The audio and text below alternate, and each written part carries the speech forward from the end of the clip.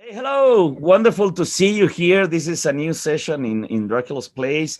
I am so excited to be here with wonderful experts in Dracula all over the world. So let me introduce this new season of Dracula's Place with these wonderful scholars and experts in Dracula and the Gothic and the horror. Let me introduce first Magdalena Grabias, which is an assistant professor at the Institute of Cultural Studies at Maria Curie-Skłodowska University in Lublin, Poland. Sorry about my English. So Magda, It's your Polish, actually. it's my Polish. Sorry about that. And I'm here also with Yuri Garcia, who is a professor at the Universidade Estado Rio de Janeiro in Brazil. So, guys, it's an honor to have you here. Please introduce yourself and show your credentials, please. Who goes first? Ladies first. Ladies first, always. Hi, everyone. Well, I'm Magda. Enrique has already said what is my academic background. So I'm in Poland. Hello from Poland. We still don't have summer here or even winter here, but I'm in Poland, and it's so nice to be here, especially that we're in the lockdown still, and we haven't seen people or each other for a very long time. Enrique has asked to say a few words about me, and well, how it started with me. It was quite probably a usual thing. I was an avid reader and an avid film watcher. So I remember from my childhood several productions which were horror productions and which were Gothic productions, like Dracula. I remember watching Bela Lugosi for the first time in my life when I was really small, and I had no idea about Dracula, who he was, about the novel, anything.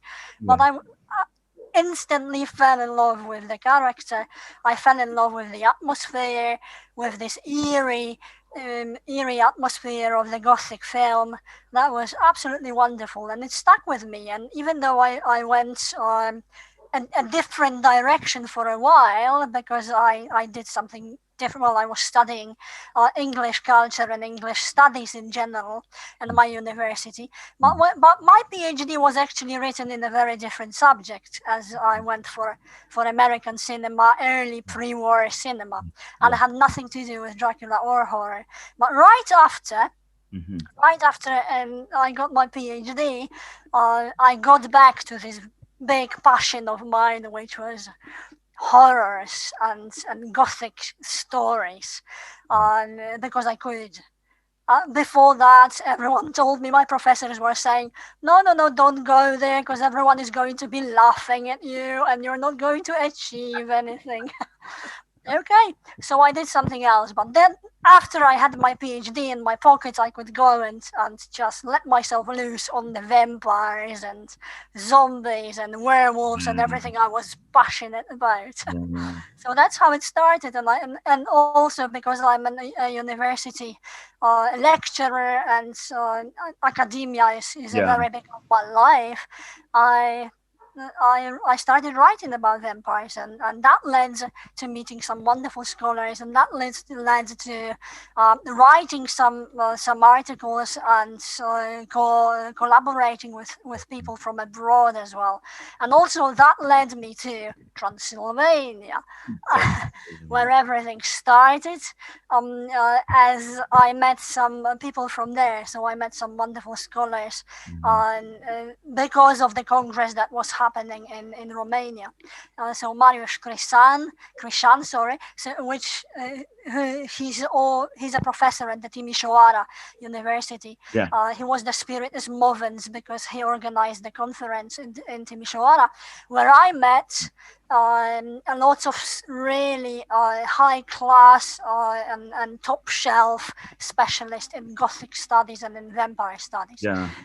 William Hughes from Bath Spa at that time, and my partner in crime, Hans de Roos. Hans de Roos. who's the freelancer in Gothic and in vampire studies as well, Yeah. and has been on the scene for a very long time. And I got to know the works of both these gentlemen and many, Yeah. many more. And and soon after, with Hans, we organized the Dublin Congress, and Wow. that was there used to be Dracula World Dracula Congress in Dublin in 2016. Yeah. When that was the first conference we organized together. And that's how it started. But later on, we decided to go on. And even though the organization that we were at that time part of doesn't exist anymore, we decided it's a good idea to create something new. So Wow. I remember the meeting with Hans, and we sat down and were thinking, okay, so what is going to be the name of this of this new organization? And that was over several drinks Oh, of wonderful. palinka, and that was several drinks of palinka. And in the end, by the end of the night, we decided, okay, we've got the name, Children of the Night. And Wow, that's what all. a story. It's an amazing story, Magda. Thank you for sharing that. Wow. And from now on, I'm just very quickly add something else. So this conference, this Children of the Night is a congress that organizes Dracula World meetings and conferences. So we organized the next one in Brasov in 2018, and the one which was the most international one where I Yeah. met Enrique, by the way, when I met you, was held online because of the lockdown, and that turned out to be wonderful Yeah. event that gathered so many special people, and that's why we're here. That's why we are here, and this is very exciting because this is a whole new opportunity to bring academia into a new level, open new doors to discussing academic themes in a very relaxed way. So let me introduce Yuri and see if he got the same perception as you did, because I did. When I told people that I was studying Dracula as a PhD, everyone like, why? Why are you going that path? That path is not going anywhere. So, Yuri, did you have anything like this when you proposed to study horror studies in your university, or what? Unfortunately, not. I don't have the sad story. I love horror, but actually, my life was very happy in the researching area. Uh, I am a movie maniac since I was a really small child, and I never had a specific genre that was my favorite. I never thought about this. I just watched movies, and of course, as a young boy, some genres were more interesting for me than others, and horror and action movies were the best ones for me. So I was raised with those uh, figures of Arnold Schwarzenegger and Stallone in one Yeah, yeah, side, the yeah. other side these horror movies that I liked. Mhm. And when I was young, I loved to watch horror movies in specific ways. I loved to watch them at night, Mhm. alone, to do this, to Setting, prove myself the worthy setting. of, Yeah, yeah. of watching a horror movie. And I got interested in Dracula very early. And at my 10 years old, I watched Nosferatu, from 1922, the Murnau version. Yeah. And it was something strange for a boy of that age, but I got passionate about the movie. Something about that movie was very interesting for me. And Mhm. then, but I never thought about this. This is something I want to do. My life Mhm. went Yeah. on, and I had no idea what I wanted to do in my life. Got Mhm. lost in the path, and then I started giving classes, English classes, and I decided I wanted to give classes in my area. That Yeah. was communication Yeah. and cinema. So I decided to do my master's, and my research initially, I was very interested in the relation between books and movies. I wanted to study the relationship between books and movies. And when I came with this project, the first thing that they told me that this is a gigantic project and I needed to select one specific object over there. And it was very, I didn't think about it. It was very automatic. I didn't think that I wanted to study horror or something like that. I just said, maybe Dracula is a nice case. I can do Dracula. And I started working on Dracula. And in a few months, the thing is, I had my PhD counselor. He was a very big name in my university. And he was very passionate about horror studies. It was actually just a coincidence. I didn't even know. When I told Dracula, he said, terrific, I love Dracula, I love vampires, going to be great. So how lucky you are.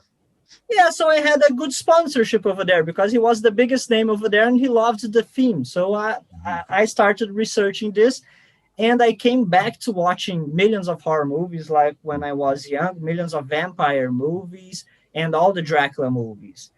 And in a few months, I was in love with horror as a study object. So I did my master's in Dracula. I researched the image of Dracula in this relation book and movies, and it was a terrific experience. And when I went to do my my doctoral degree, I changed the subject. I went to study Lovecraft. I wanted to continue with horror, but I changed. I wanted to open. And I went to Lovecraft, and Lovecraft has I knew, but I didn't knew so specifically how racist and problematic Lovecraft was. And this was very traumatic for me during this research. But I continued with Lovecraft. I developed a way of talking about Lovecraft in this contextualization, and even blaming him for his racist parts. But I never left Dracula. During this time, I went to two conferences of vampirism. One in England that was about female vampires in television. Wow, that sounds great. I had a presentation about the idea that the female vampire looked more interesting in contemporary culture than the male vampire. Because the male vampire is passing, it became Twilight, so it's very complicated. We have the Twilight vampire nowadays, and the female. I had this impression that I still had this image that was more interesting, and I got it with True Blood. I think that the female vampires in True Blood are more interesting. And then afterwards, I went to this conference in Romania, Transylvania, and met this crazy researcher called Magdalena Grabias over there. And we became great friends. And she is a film researcher as well. So we had this great relation, and Hans as well, Thorn, everybody in the conferences was a great relation. And so I never left Dracula, actually. And then afterwards, I finished my doctoral process and I started a new research, my postdoctoral research, but I wanted to go out of horror studies this time. And I started studying comic books, the transposition of comic books to cinema. It was a very trending topic. It was a very interesting research. But the thing is, I never left horror. I researched this, but I had a little parallel research of horror that all the time I presented a paper over there or did something over there, or with Lovecraft or with Dracula. And now I finished my postdoctoral research, and I'm coming back to vampires because it's very interesting for me. And now I want to study the contemporary vampires, how this relation in horror movies, because we have a new type of horror movies, and how are the contemporary vampires acting in this new context that we have of horror movies that has a very social political issue over there, and how is the vampire going to be reconfigured over there. it's still a work in progress. I thought about Yeah, this yeah. research actually very recently, and I'm going to start this research now. Oh, nice. And that's my story. I researched a lot of horror movies, and since my counselor he was a big name and he liked horror movies, I was introduced to lots of researchers in the horror field as well. So here in Brazil, I'm from Brazil. Here in Brazil, we have a small group of horror researchers, that people that are interested in this. And I met people that came from other places that came here to talk about horror and stuff. I told Magda that I met Noel Carroll on one Yeah. occasion. I Oh, nice. I walked with him along Rio de Janeiro for him to know how Rio de Janeiro is. And it was very nice to walk along with Noel Carroll, showing him Rio de Janeiro. Real, wow. I developed this this career in the horror studies with a lot of changes with other researchers and talks of them. So it's very difficult for me to get out. Even when I tried for Yeah, like one yeah, year, I didn't want to yeah. get out definitely. I just wanted a break, like 1 year break, and then I would come back to horror studies. It was impossible for me. The So I amazing, continue the with it. amazing thing that I see in this briefly conversation and introduction is that we share the same passion, and that is so cool because I have struggles in Mexico to find the people with academic level to talk about these kind of things, because normally in Mexico this is not like an important thing, because no, it is not so academic, no, and that is why I share the experience with Magda, because as I told anyone when I enter my master's in my master's degree. It was about Dracula, and everyone was, why are you studying Dracula? Why? No one take cares Dracula serious, no? So it was like a struggle, no, Magda? Yes, yes, it's the same here. The thing is, what is very interesting, my case is very different in Yeah. this case. Yeah, you were lucky. As soon as I finished my master's, it was before I got the diploma. Even I had only presented my master's thesis. The place where we have where my post graduation university is located, the center over there, they put a Dracula painting in the wall. Yeah. And it was when I of course, I told everybody that they were doing a reference for me. That was the best thesis ever defended. Of Wonderful. course, it was a total lie. It was only a coincidence that I used in my favor. But it was very interesting because this shows how presence were over there. Dracula was over there inside. You came over there to solve some bureaucratic issues that you had in the post-graduation, and you had Dracula over there, Bela Lugosi over That's there, amazing. smiling for you. That's amazing. Well, in Poland, I still find that Gothic studies in general, I'm not even talking about vampire studies, I'm talking about Gothic studies. There is some very niche circle of people who are researching this kind of subject academically. But to be honest, most of my contacts come from abroad. Yeah. I have a lot of academic friends in the UK where I can see the difference. Yeah. They treat their Gothic studies, the Dracula studies, seriously. Yeah. Over here, it's only just beginning. So I have a mission, in a way. My mission is to. That is important. That is important, Magda, because I agree with you. Sorry about this. That is important what you're telling, because this kind of opportunities is a new opportunity to bring new discussion into our countries. So what you're telling is so important for academics. I think so as well, because it's a little bit lonely here, to be honest. Yeah. Yuri.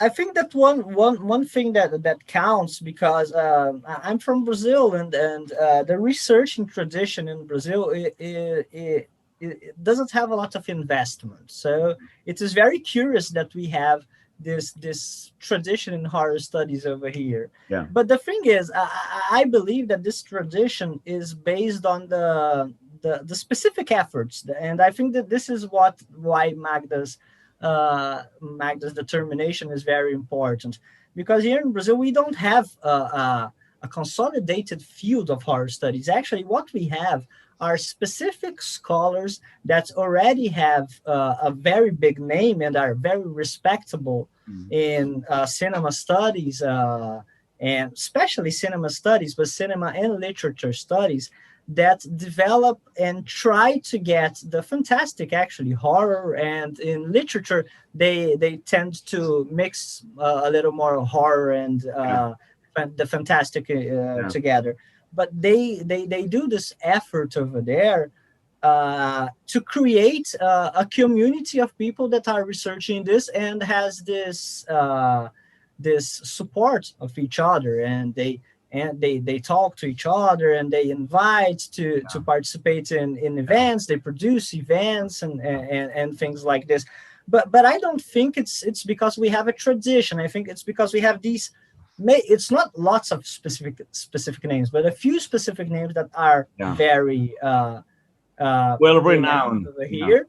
And they do this effort, and the other people that are starting their career, some of them come together, or some come more or less. And I think this is the pace that we have here in Brazil, and this is why it's excellent that Magda is doing this effort in Poland. And by the other side, I have lots of people that study horror in Brazil, but I didn't have lots of people that didn't know a lot of people that studied horror out of Brazil. I had lots of scholars from out of Brazil that studied other things, but not horror specifically. So my contact with Magda over there in the first conference was very determinant for me in this aspect, because I got in contact with people that studied this. That is super important. I had the other problem. Magda had a domestic problem, but had an international solution. I had a domestic solution and an international problem, and now things are working fine for me, because thanks to Magda, we have this network. It's wonderful. And what I'm very excited about these conversations that we're starting today is that we all three are in a new way of studying media and literature, which is bringing the transmedia concept into all this. Because as Yuri said, the transmedia is the relations between two medias: the book and the movies, the book and the comics and the movies, the theater and the radio, and blah blah blah. And right now we are doing transmedia because we are going to talk about Dracula, no, in video, no, and it will be a discussion about Dracula. So right now we are doing transmedia, and I'm very excited to have you here having these insightful conversations about this worldwide phenomenon, which is Dracula. Yes. It's totally crazy, the transmediatic aspect over here, because we are in the internet talking about a book and the cinematic reverberations of this book. So it's a crazy transmediatic thing. Yes, and actually, the funny thing happens to me yesterday. I mean, funny from my perspective, happens to me yesterday, because a friend of mine was asked me on an academic level the question. So, okay, so what is so special about this book that was written over 100 years ago that you are so passionate about and you're willing to talk about, and people are filming it and people are reading it all over and over again, and so this is the very question that stands at the base. Yes, exactly. So Dracula, why is it still so popular? Relevant, yeah. Why is it so among so many other books that were written in this era and any other really. Why are we still talking? And I think that it's still relevant, this piece of knowledge, that Dracula has been the most filmed, most adapted to screen book right after Sherlock Holmes.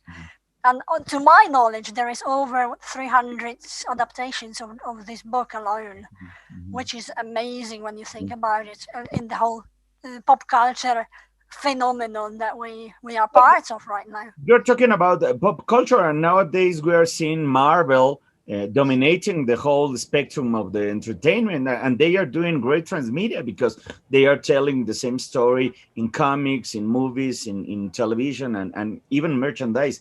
But I really think that Dracula was the first one, and even Marvel owns Dracula a lot of things because most of the characters of Marvel are inspired in Dracula. Dracula has a strong presence during a period of time in which Marvel almost goes to bankruptcy. Sorry about that. because they couldn't publish any kind of horror title over the 50s and the 70s. So in a way, this worldwide phenomena of entertainment owns a lot of the fame to Dracula. Don't you think, Yuri? Yes, I think it has this interesting relation, and I think one more interesting relation that we have is the thing that Dracula is becoming a superhero. Yeah. It is very interesting if we think about the characteristics of Dracula. Yeah.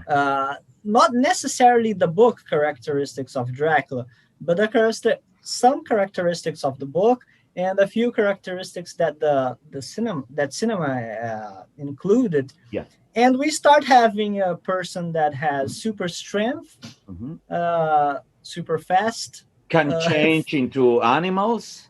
Yes, can fly, and then we have we have Superman actually, but with fangs. It is what it becomes, and if we think of the popularity that these characters have in our contemporary society, especially because they are comics are not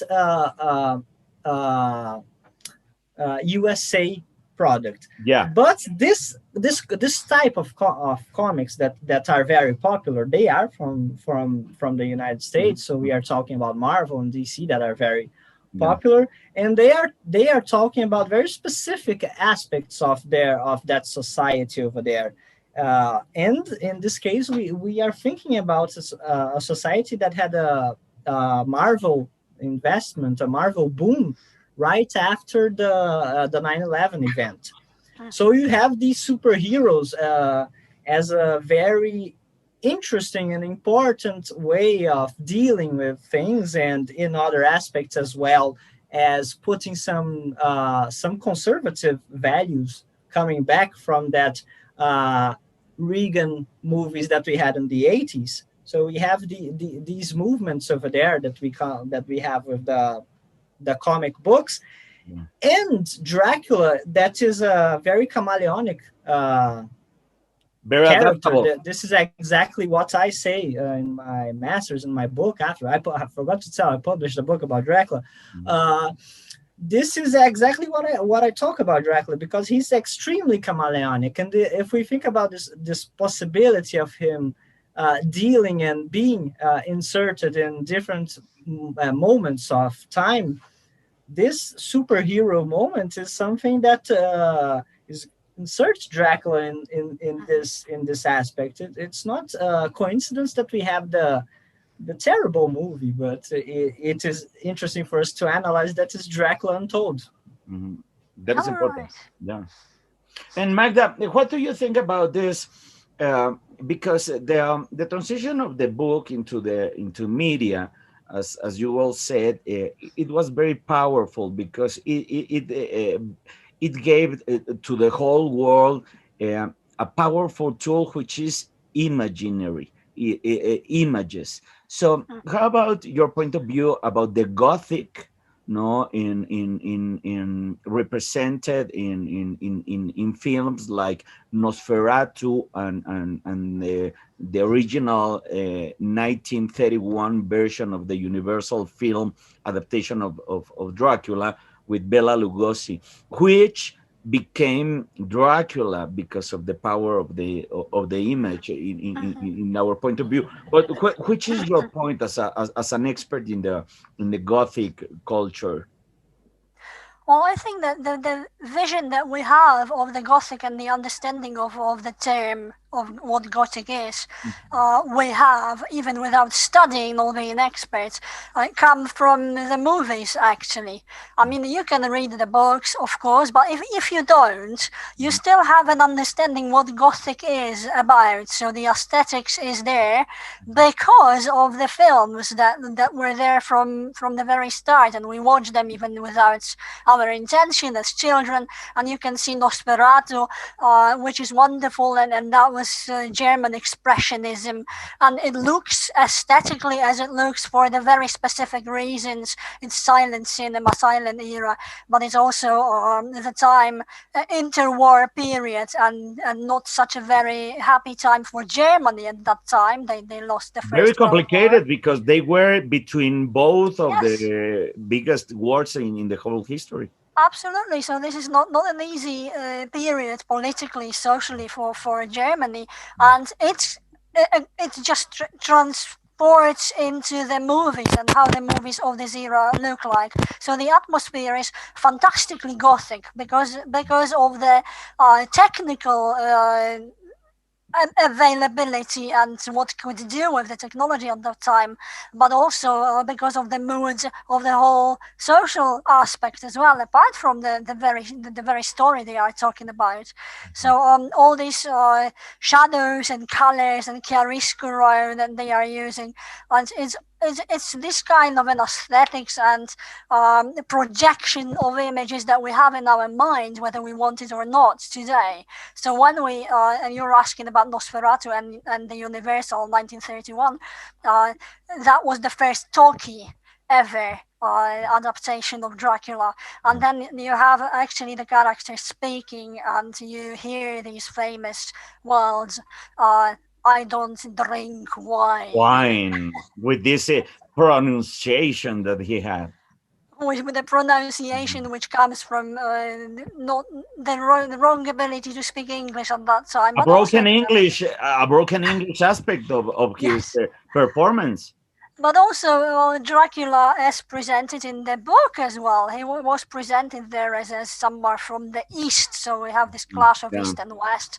Yeah. And again, when we look at the castle, and even at the first meeting of Jonathan Harker, and in this case a different name in the film,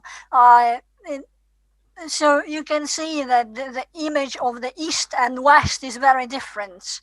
A collapse, Yes, you an have this encounter. clash of it. Yeah. You have the clash, and the line is very strict, so it tells a story beyond the story it's telling. Obviously, I think that the image of the Gothic and the image of Dracula we have in our heads when thinking just casually Dracula. What pops in our minds is a combination of Nosferatu, of Bela Lugosi's creation, and many others that we've watched throughout the century. So yes, this is Transmedia and the Gothic, and in the Gothic it works the same because these images they combine into one at some point, and so you cannot really remember which vision was from which film. I That was is important. surprised. Sorry about this, because Yuri just a while ago mentioned an important term, which is transposition, media transposition, in which when the story crosses the limits of a media and go into another media, it adapts the features of this new media into the story, and in a way it begins growing the narrative, expanding the limit. Don't you agree, Yuri? Yes, but before talking about this, I wanted to carry something that two things that Magda said that I Yeah. thought were very interesting. Mhm. I liked her answer, especially because she did one thing that is interesting. She divided the Gothic aspect and the Dracula aspect, Yeah. and both of them are very interesting for us to talk about. The first thing is when we think about the representation of Gothic in media, in movies, we need to think that Gothic is actually the first configuration of horror as a genre. Mhm. We horror before Gothic, the stories existed. Horror was only superstition, Yeah. mythology, and all of this. So it is the first time that you get these horrific aspects of the unknown and otherness and all these supernatural aspects as well that horror brings, and you put in a configuration that you have in literature. And of course, it is the first configuration of horror that we have. Of course, when you have cinema that is very based in literature in many aspects, especially in the narrative aspect, Mhm. we have this relation that is very very strong. So cinema reminds us of Gothic all the time because the horror genre that we have in cinema is based on the Gothic genre over there. Mhm. So this is a relation that is very interesting.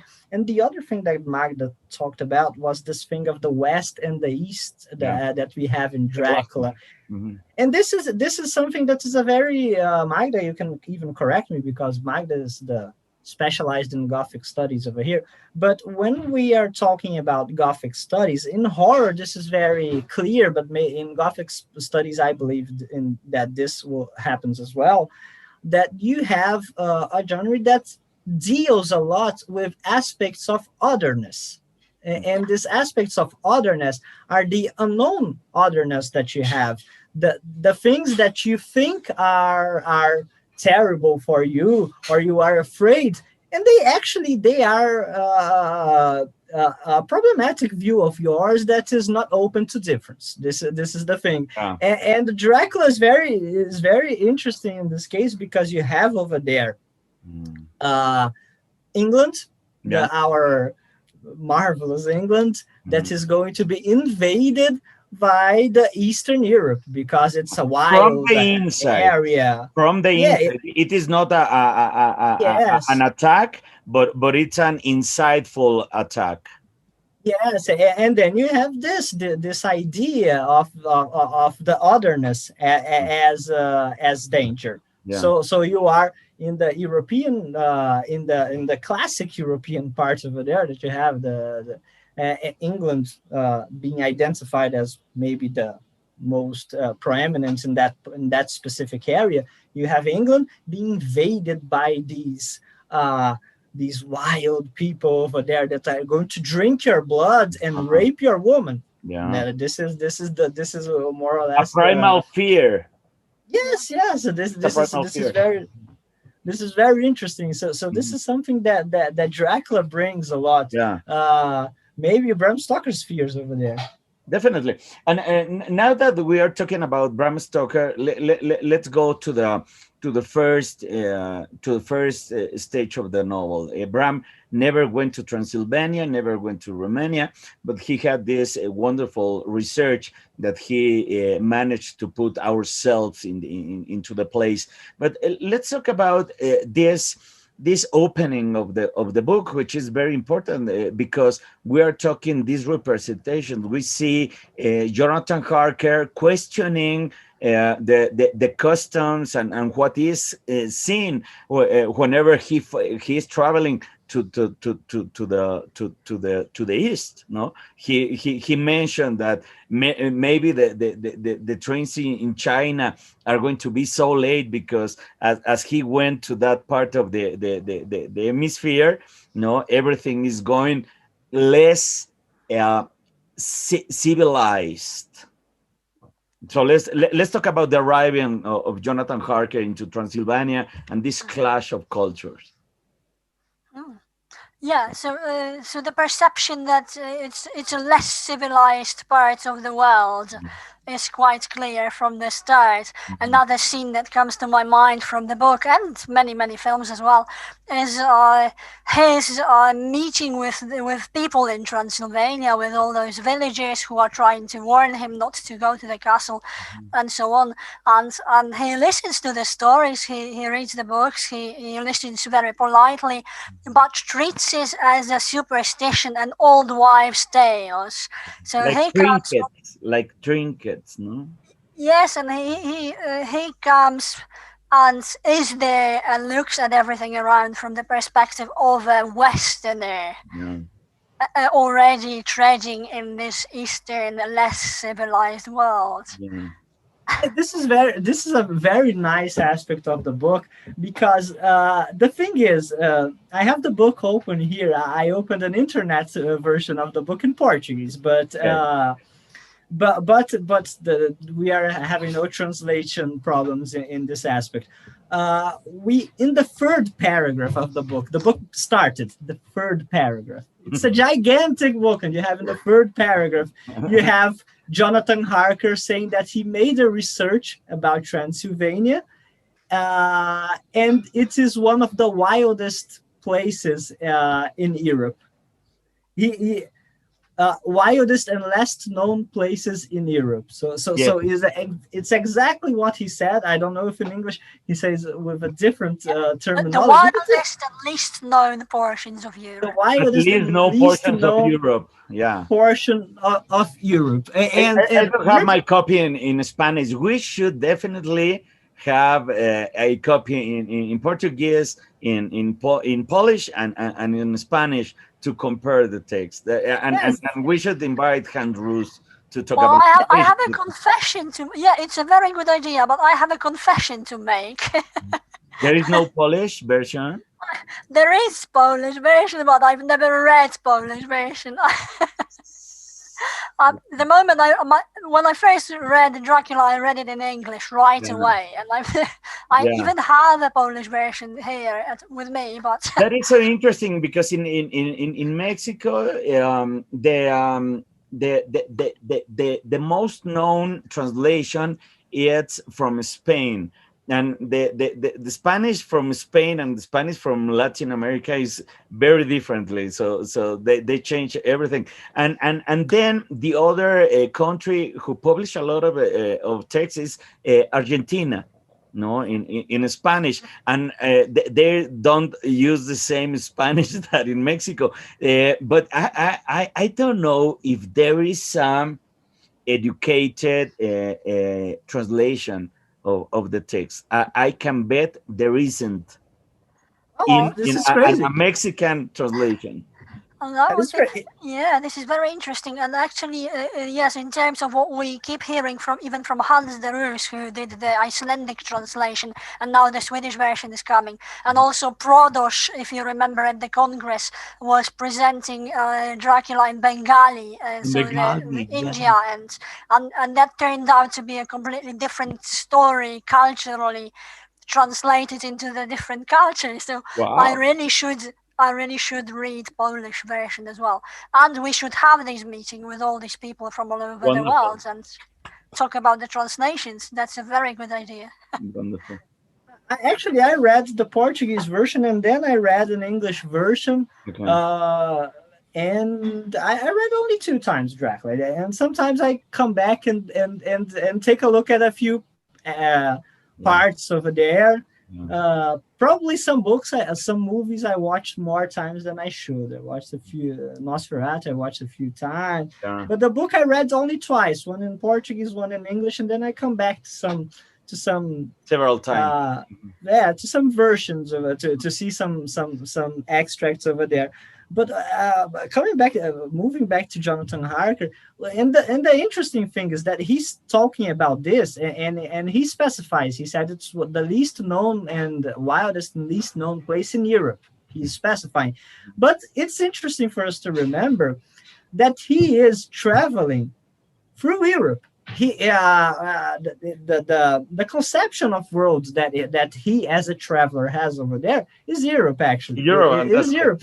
Yeah, this is the conception of world that he has over there. So the treating that he has for the wilderness of Transylvania over there is extreme because it's not a now this is a part that is a little different inside a culture that is similar. No, it is the conception of road that he has. So it's in the extreme over there. He's traveling through lots of places. He was in Germany and no problems with Germany. He went to different places, no problems over there. But Transylvania is complicated for Mr. Jonathan Harker. That is important. Sorry, Magda. Let me talk about this because Yuri is from one of the biggest country in the world. So traveling from the distance that Jonathan Harker did from England to Transylvania, I mean, it's ridiculous in Brazil because from south to north, I mean, it's bigger. So. That should give you another complete perspective of the journey. Yes, it's a completely different perspective. I remember that I went to Europe once, because it's not very common for us in Brazil go to Europe all the time. I went a few times before I went to the conference. Mm-hmm. I went to Europe to pass like 2 months over there traveling in Europe. Mm-hmm. And I traveled all around the countries. It wasn't not a big deal for me. One country to another was the same. It was made sometimes faster than when I travel inside Brazil. So it is a continent that is prepared for these travels. So you have cheap flight tickets. You have cheap bus tickets. You have cheap train tickets. You have all the possibilities of doing this. Traveling. So when I went to London, I wanted to go to Whitby because Whitby is a great reference of Dracula. So I wanted to know how Whitby looks like. And it was very cheap for me. I got like the cheapest bus possible, that really cheap one. Yeah. And I slept in the bus, so I had, so I didn't have a problem to have a place to sleep. I just got one night in Whitby over there because one I had already slept in the bus, so I got a night bus, slept, arrived over there in the morning, and then slept one more day the other day, because it's a small city. You don't need to stay lots of days over there. But it is very easy for you to travel. To travel around. It is more common for people that live in Europe to know lots of places in Europe than for people here in Brazil to know some parts of Brazil. For example, the Amazon forest. I went to the Amazon forest one time, and people look at me like I am this extremely adventure person because it's our country, but it is complicated because I had to get a plane, and then I went to the forest. I didn't go to the capital. I went to the forest. So to the forest, you have to get a different plane and then a boat. And I started like almost a Jonathan Harker trip to get to the forest. But it is more difficult for us as Brazilians from the big cities, Rio de Janeiro, São Paulo, go to the Amazon forest than for Magda to go to London.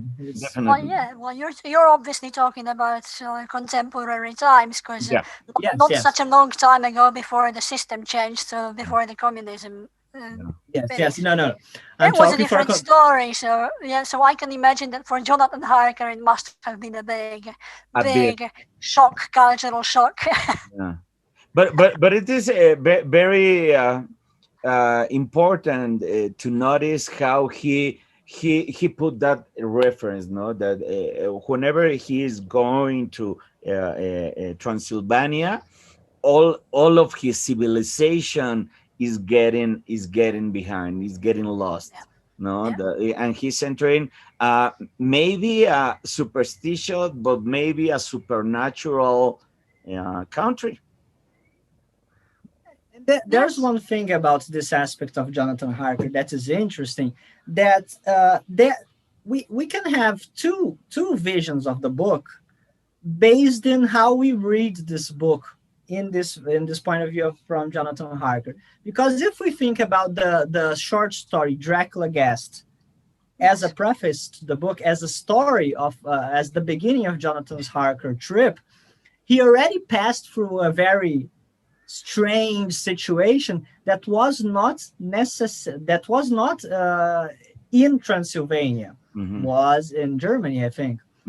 So it is a different aspect. He already starts the trip having this relation with the wilderness, with the difference, with the otherness. But if we get the sole Dracula book without taking in account Dracula Guest, of course, there are people that say that Dracula Guest has nothing to do with the book. We have different point of views over there. But if we get only the book over there, you have a different story, because you have a story that starts in Germany that is already something that for Jonathan Harker is a different culture, but is not so different. And it's a point that he departures from there to the wildness, to the complicated part. And all of the phantasmagoric and supernatural things are going to happen over there in the wilderness. And then they didn't happen before if you get only the book. So you have two different types of reading this relation of Jonathan Harker. I love it. Okay, Magda, how about the Gothic and the supernatural? They are very, very attached. Yes, absolutely. Well, the supernatural is a big part of the Gothic, obviously. There is no Gothic without supernatural. You need to have a character, you need to have all these things you don't understand happening in the Gothic. It's a part of the genre. So, yes, so the Dracula is definitely Gothic. And I love and Gothic is definitely Dracula. I think that they are there is so much in Dracula. Sorry, just finish one thing. That there is so much of everything that we need in Gothic and Dracula. That if you think about one Gothic quintessence of Gothic, you can take Dracula and you have all the elements that you need there. And that is important because it's a visual construct. When you're reading the novel, you can imagine it, and I don't know if nowadays it's attached in our heads because of the movies, no. But you can feel the Gothic or in a way.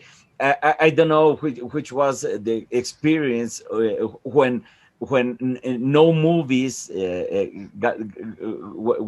made. I mean, to be the original readers of Dracula, the experience should be very different as the one we have right now.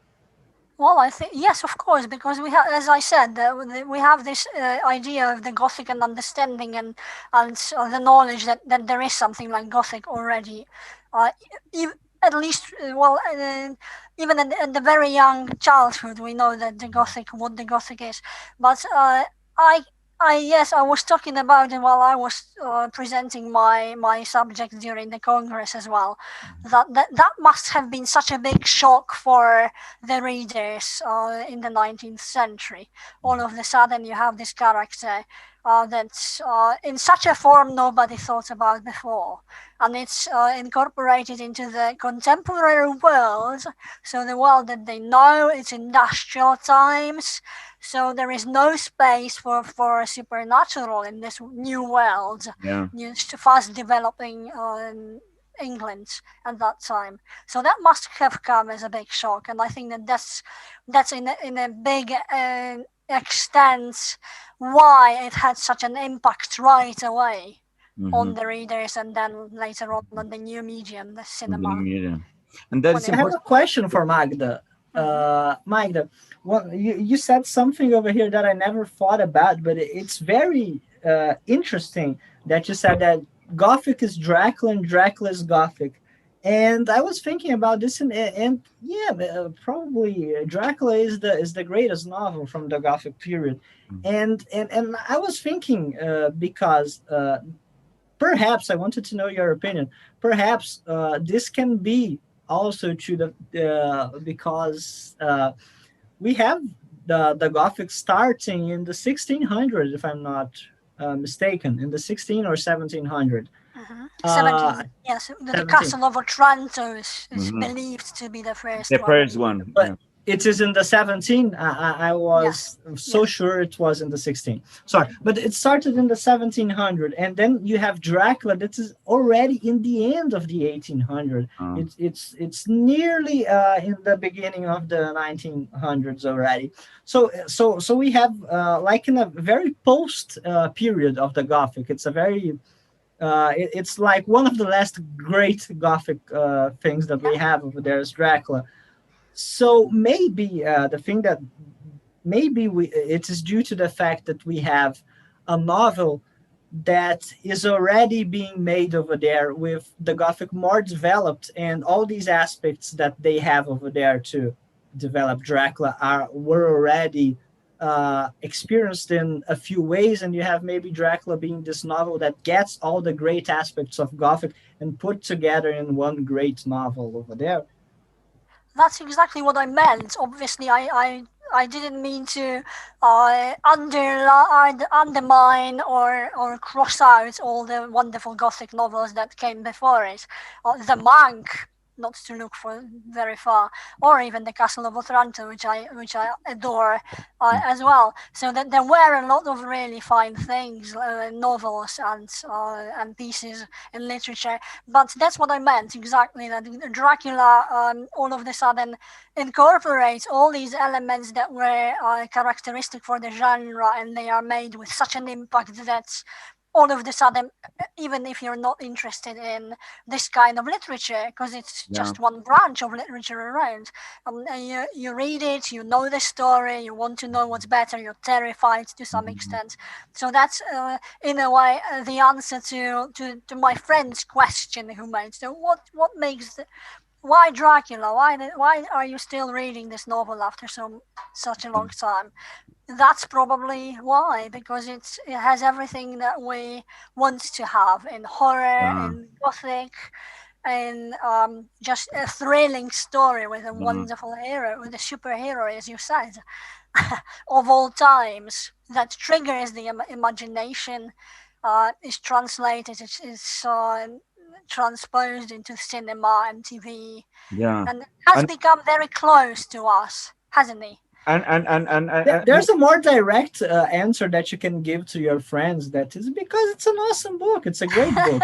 Yeah. It's this. This is because this is the reason that we are still talking about. It's a great book. If it But was the amazing if it was thing a about medium book, nobody would remember it after so the many years. amazing It's a thing great about book. So yeah. the amazing thing Of about course. this book that you're telling Yuri is that the Dracula, which is the title of the novel, is a character who surprisingly is a very secondary character. Is very driven into the shadows. It's not Bela Lugosi trying to seduce a young lady. It's a presence in the shadow who everyone is talking about, but he it doesn't have any real presence, and he is presented very interesting because we have two glances of him in the beginning. The first one is when he is disguised, no, as a driver, but he managed to have some control of the wolves, and later in the same chapter. We found this figure, which is very different of the one which is being presented in the media. We have this old guy who is very strong, and he has a very strong handshake, and he's very pale. He resembles more like a dead, and with animalistic features. So how this character which is presented has been so important, even if he is a secondary character in his own book. I think the important thing that we need to think is because the difference between these two mediums, I think it's very definite for us to understand this. Because if we think about horror, you have different types of ways of working horror in all the mediums. but in books you count with a very big parts of your creativity. So if you put this character in the shadows, if you put this character as a presence, you have him having a big resonance in the book that is terrifying. And if you present him as the unknown and all of this, the undescribable, and he stays in only in your imagination over there, he has a very big impact. But when you pass to cinema, you need to present this guy. So you have you need to make a very strong change over there, in order, because they are different mediums. You're not working more with the imagination of the reader. Yeah. Yes, you can't do a movie of Dracula that is Jonathan Harker reading his diary. Imagine this book, Jonathan Harker reading, and then it's always only the people that make the registration talking about what happened. It would be like a fake commentary, but it wouldn't work, because it would be very it wouldn't have the same impact. You need to have this presence over there. So you need to imagine this presence and readapt this presence. And so you have a different aspect over there, because you can't have Dracula as the old dude with a mustache. This is the description that you have in the book. He's the old dude with a mustache. Yeah, over there you need to have this impacting presence. So I think that Nosferatu is a perfect example of this, because you have over there, especially because of the fact that it's a silent movie, so you don't even have the text to help over there. Yeah. Everything only that you visuals. need to, yes, everything that you need to talk, that you need to present about this character, you need to present in the image. So you can't explain that he's a monster, because Dracula is explained as a monster. He's a dude with a mustache, but you know he's a monster because he's doing. There are explanations over there that explain that you can't do this in Nosferatu. So you need to present. So this is why probably you have Nosferatu as the ugliest and most monstrous vampire ever. Other vampires copied Nosferatu and did something similar, but this is why you have this very impacting monstrosity over there in Nosferatu, because his villainy needs to be presented in a very static way. So you need to have this impact over there of this figure that has big claws, and he's a total villain. Nosferatu is not a guy that he can walk in the street and pretend. Yeah, like having a beer into a bar, no?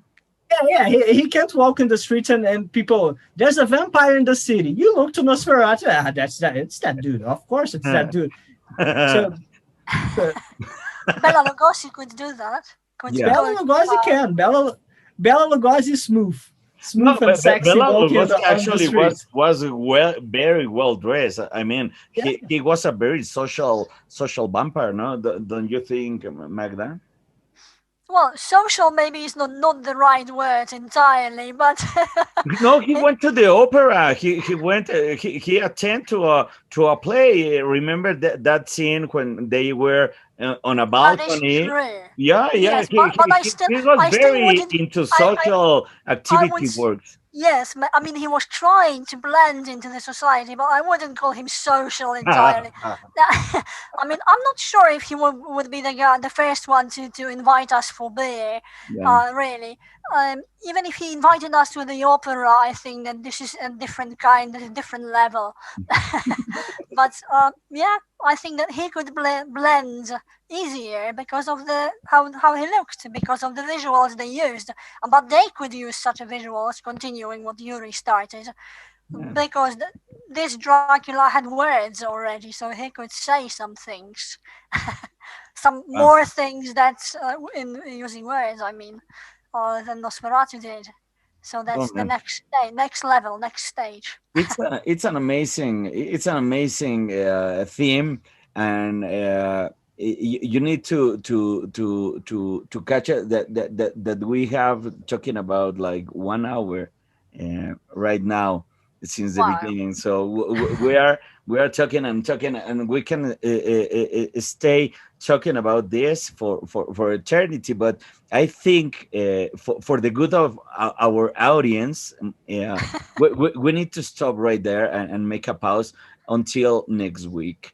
But I would like to finish with a final thought of whatever you want to say about this new enterprise and collaboration that we are doing all over the world, from Poland to Brazil and Mexico, and let's hope that more scholars can join us. So, guys, which is your final thoughts of what we are doing this discussing Dracula into social media and bringing transmedia into this horizontal conversations? I think that the first thing that should come to our mind really is quoting the classic. Welcome to my house, enter freely and of your own will. Welcome, guys. I really hope that people are going to like what we're doing here and will want to join us for these conversations, because there are so many aspects we can talk about and we are passionate about, and that would be wonderful to hear what other people from other places of the world, whether it's civilized or not, this is a joke, of course, Yeah. how they read Dracula and how they feel Dracula. This is an invitation, no, for everyone to jump into this Dracula wagon. Absolutely. Yuri. I think that what we are doing is actually something that I always believed is the best way of working. That is when you join something that you like and something that you work on. And this because for us, we are bringing things that we research and things that experiences that we have, and of course the entertainment experiences that we had as well, and putting them in a very informal way of talking about this, without having to be necessarily restrained to some